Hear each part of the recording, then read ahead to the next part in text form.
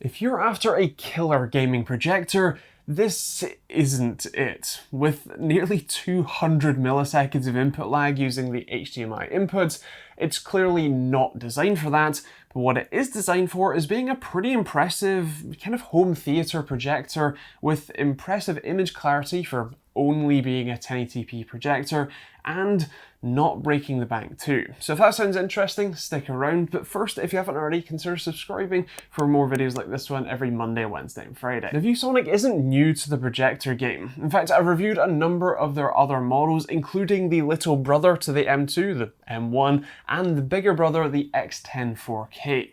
Now, much like the X10 4K, it shares the same UI, which actually isn't much of a good thing, but it does have a 1080p resolution instead of obviously 4K, still 1200 lumens, still LED backlit, and is pretty impressive at around a £600 price tag. So let's take a look around the thing. On the front you have the Harman Kardon speaker system, as well as of course the lens for the projection to come out of, and also the laser for its auto-focusing system and an IR receiver for the included remote, as well as a second IR receiver on the back as well. Now, like I mentioned, this projector uses an LED as its light source, which means that there's no bulbs that you need to replace, since LEDs have significantly longer lifespans.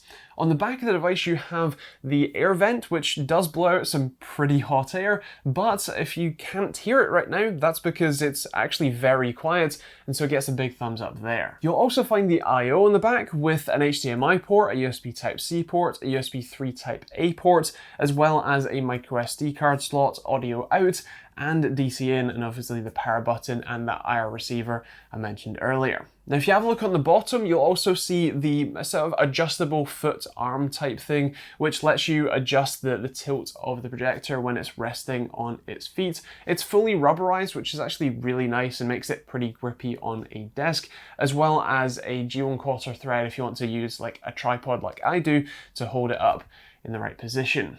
You also have a little panel that you can remove, revealing another USB Type-A port and a micro B port. Now, the Type-A port is used for the included Wi-Fi dongle, which, if you're thinking the same thing I am, which is if Viewsonic went to all of the trouble of making it a hidden access panel and, you know, cutting a hole in the bottom of the projector, adding another USB port, and including a very cheap rebranded knockoff Wi-Fi adapter in the box, why didn't they just build Wi-Fi into the projector? Yeah, I don't know either. This is the same thing they did with the X10 4K, and as far as I can tell, it's probably a cost-saving measure, but at least with this one, it's a lot less hidden than with the X10 4K, and so Wi-Fi signal and reception is actually a lot better, so I have a lot less to complain about here. Powering it on, you'll find the same Android-based UI with pretty interesting skin over the top. It's clearly some sort of Android TV UI, but definitely with Viewsonic's own flair. It's the same one, like I said, that you'll find on the X10 4K, which isn't necessarily a good thing. It actually comes with the same Wi-Fi password bug I found with the X10 4K, which is that in the initial setup screen, you have a maximum character limit of 19. Not 20, not 18, 19. I really don't know why, but the good news is that if you just press skip and then go to the settings in the standard menu, you can put in as long of a password as you like, which is what I had to do since my password is like 23 characters long. Once you do get it connected to your Wi-Fi network, you can then browse the rather interesting App Store.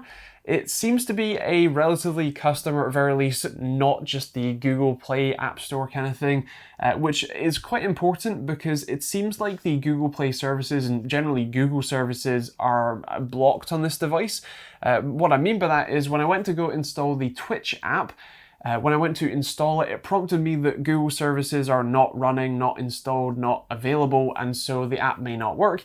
And sure enough, when I got it installed, it didn't work. There's no content there, it won't load anything other than the sort of hard-coded sections, and so the Twitch app just didn't work for me. Plex, on the other hand, did. In fact, that was a fantastic experience, if the UI is also still pretty clunky there too.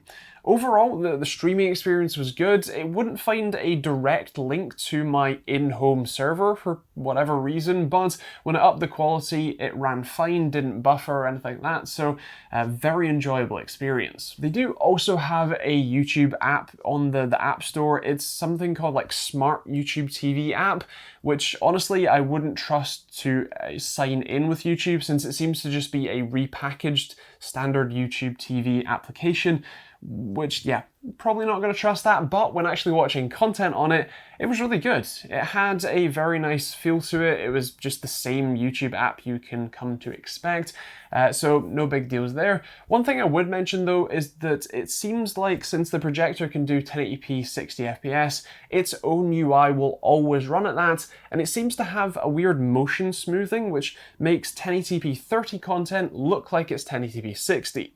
Now when I was watching YouTube videos, that's not a problem, but when I was watching films, it was a little jarring, and it seems like you can't turn that off. Image quality was actually pretty remarkable. I mean, it's only a 1080p display, but the thing is that when I was projecting to the 50 or 60 inches that I was using, it looked incredibly sharp. Add to that the impressive brightness, still in a dark room, but bright enough, and the impressive colors to go with it. It was actually a really nice viewing experience. Sound quality from the built-in Harman Kardon speakers wasn't bad either.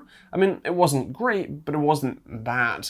It seems like the design is to fire the speakers at the screen, or the projection screen, so that it can bounce back and give the effect of a wider soundstage, which it does to a point, but it had distortion at certain points during the film I was watching, Hackers if you're interested, which was a little off-putting, even though the volume was relatively low.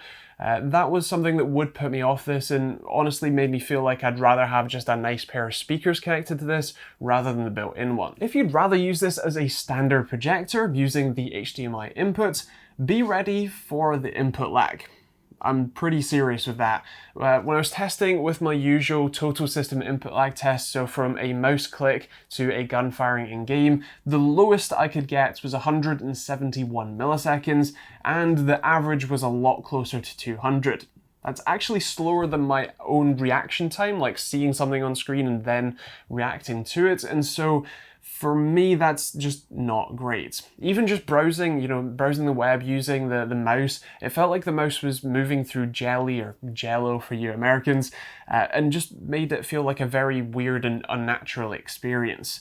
Trying to play games on it was even worse. Of course, FPS games are possibly the worst type of game that you could use for this type of test, but the whole moving through jelly effect was still very much there, and honestly made me feel just a little bit sick while playing. Viewsonic reckon that this could be used for a sort of community games, effectively anything you could play on a Wii, but the problem I would see with that is that the input lag doesn't seem to change depending on what device you have, and so even for games like Mario Kart, it would still be a pretty unnatural, pretty naff experience to play on, or even things like RTS games, just that jello-y move on your mouse just wouldn't make for a nice experience. And so unless it's, a Jackbox party game, which honestly isn't saying much, I would probably leave the HDMI inputs out of it. So for around £600, is it worth picking up the M2? Well, if you're looking for a solid home theater projector, just for watching content on, maybe plugging in a Roku or Chromecast if you don't want to use the built-in UI,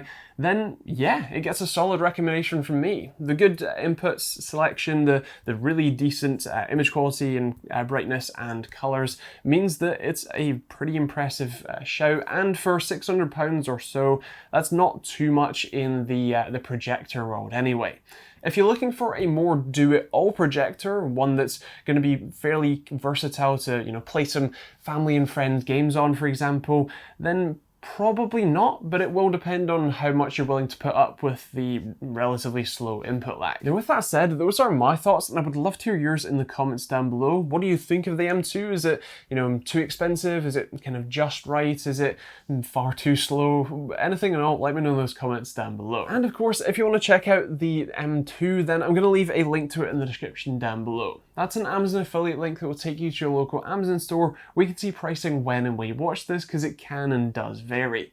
There's also a load of other links in the description you can check out too, from Overclock's UK affiliate links to merch for hoodies or t-shirts like this one, Patreon for ad-free videos, and a load of other stuff like our elite Discord channel, and just a load of other stuff you can check out. There's also a few more videos over there you can check out too, including I'll leave the X10 4K review if you want to see that one.